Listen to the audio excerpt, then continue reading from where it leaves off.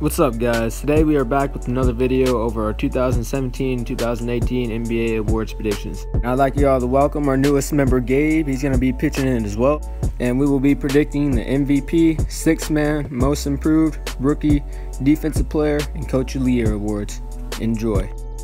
My pick to win MVP this season is Russell Westbrook.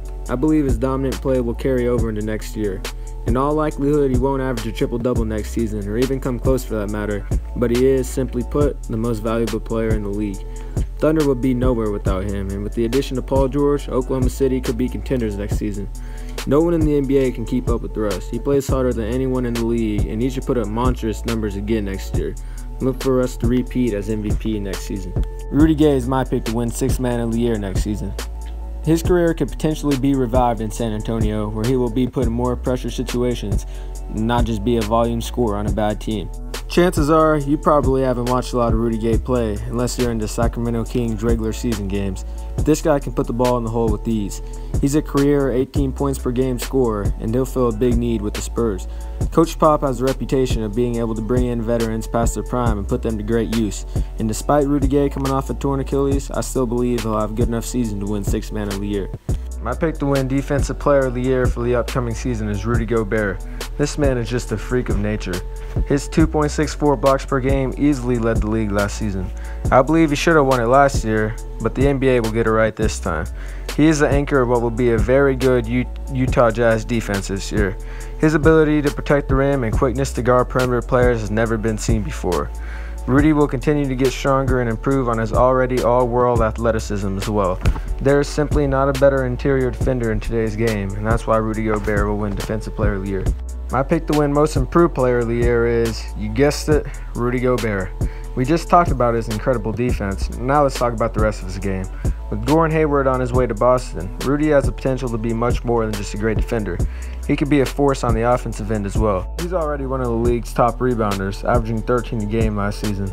Now, Rudy should also have a much larger role in the Jazz offense. He is undoubtedly the leader in Utah now, and he will not disappoint. Look for Rudy Gobert to put up around 18 points, 14 rebounds, and 3 blocks a game next year en route to Most Improved Player award. Dennis Smith Jr. will win Rookie of the Year this season, as I already stated in my bold prediction video. I believe Smith is the best point guard from this class, and he landed in the absolute perfect situation in Dallas. They haven't had a true franchise point guard in a long time, but now they have themselves one in Smith. He is ridiculously athletic, and he showed off his hops with some insane summer league dunks. He also has the ability to score at will, truly understanding how to change the pace and get by as a defender. He reminds me of a Damian Lillard or Baron Davis type of player. Look for Smith to have a big rookie season and win Rookie of the Year this year. My pick to win Coach of the Year is Quinn Snyder. I believe he will lead the Hayward-less Jazz to a playoff berth in the upcoming season. Hayward wasn't as crucial to the Jazz's success as many think he was. As his offense will be critically missed, his defense will not be. This team still has lots of talent and will be among the league's best in defense. They also made a lot of off-season quality additions in Ricky Rubio, Thabo Sefolosha, Jonas Jerebko, and Summer League standout Donovan Mitchell. Mitchell has great potential to be a big-time player someday, possibly even this season. This should be enough for Coach Snyder to have a good enough team for a 6 or 7 seed, even in the crowded West. Now I'm going to give it to my man Gabe, and he's going to give y'all his predictions. Westbrook is going to be MVP next year, and here's why. Everyone knows that the Thunder lacked shooting last year, and with the addition of Paul George, who is a great catch-and-shoot player, one can only believe that the assists will stay the same or maybe even go up. He probably won't average 32 due to Paul George taking more shots, but I don't think the triple-double stats will change that much. And who will put up the better stats? James Harden, who just got Chris Paul, who's a true point guard. LeBron, he'll just save it for the playoffs. Isaiah, come on now, I shouldn't have to explain that. But I do think there is a case for Kawhi. I think it will be close. Kawhi will have the better team, but so did James Harden. And at the end, Russ's stats will be just too much to say no to. I believe Eric Gordon will win Sixth Man of the Year next year. He had 273 three-point makes last year, 5th in the league, only behind the Splash Bros, Isaiah Thomas, and James Harden. With the addition of Chris Paul to the team, there will always be a good ball handler on the floor, assuming James and Chris sit at different times to keep a really good player always on the floor. This will only benefit Eric Gordon when he is in. because they can attack the rim, and when they find him, it's going to go in. Kawhi is going to win NBA Defensive Player of the Year next year. His ability to guard the other team's best player and shut them down is crazy. Last year against the Rockets, Kawhi Leonard came down and hit a huge three. James Harden brought it up the other way and called for a high ball screen. Nene came up and set a huge pick on Kawhi Leonard.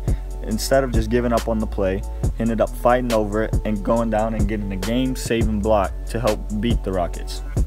Another example was when Kawhi was in the Western Conference Finals against the Warriors. They were up in Game 1 at Golden State by like 25 points or something. And then Kawhi went down thanks to Zaza Pachulia stepping on his ankle. Then the Warriors could not miss, and they ended up getting the lead back with Oracle Arena behind them, and they swept them. Devin Booker is going to win Most Improved Player next year. Last year against the Celtics, he dropped 70 points in a very efficient night where he could just not be stopped. In college at Kentucky, he was only actually a sixth man. He didn't even get to start. But since he's been drafted by the Suns, he's been rapidly improving. With the addition of Josh Jackson, I believe he can come in and make an immediate impact on both ends of the floor for the Phoenix Suns. With these young players only getting better, it would definitely benefit Booker, the leader of the Phoenix Suns. Some of the moves that Devin can make kind of reminds me of Kobe. Now I know that's a stretch, but just like this, he is a great three-point shooter. He will be able to do that and score in bunches very quickly. Rookie of the Year? Yep, you already know, Lonzo, best player in the draft. No, I'm not LeVar, but yes, I do think he's very good. A 6'6" point guard doesn't come around too often. And he has a great jump shot. Now, we can all talk about how he shoots it from the other side of his body, but he shot it at like 41% in college. Now, through the summer league, he's been struggling a little bit, but towards the end, he's been able to knock down a lot more shots. I think Lonzo's stat line will look something like 15, 9 assists, and 7 rebounds, but I do think he won't be able to shoot it very well the first year in the NBA from the three-point line. I think teams will force him to adjust through the next couple off seasons and not totally change the shot, but make it a little bit quicker because it is pretty slow to get up. But overall, Lonzo's elite playmaking ability will be enough to earn him Rookie of the Year. Coach of the Year, Eric Spoelstra. He took a sinking 11-30 Miami Heat team back to 500 and missed the playoffs on the last day. I believe he actually should have won it last year. But like you see in this video, he took a team with, this guy hits a shot. His name's Dion Waiters. He was on the OKC bench last year, and he beats the Warriors. Now back on topic, I think Eric Spoelstra will lead the Heat to a better start and to make the playoffs, and he will end up not getting snubbed like he did last year, and he will win Coach of the Year. Alright guys, that's it for the video. Thanks for watching. I actually want y'all to comment down below your award predictions and we can compare. And if you did enjoy this video, please leave a like and subscribe. We got good content coming out to y'all soon. Thank you. Peace.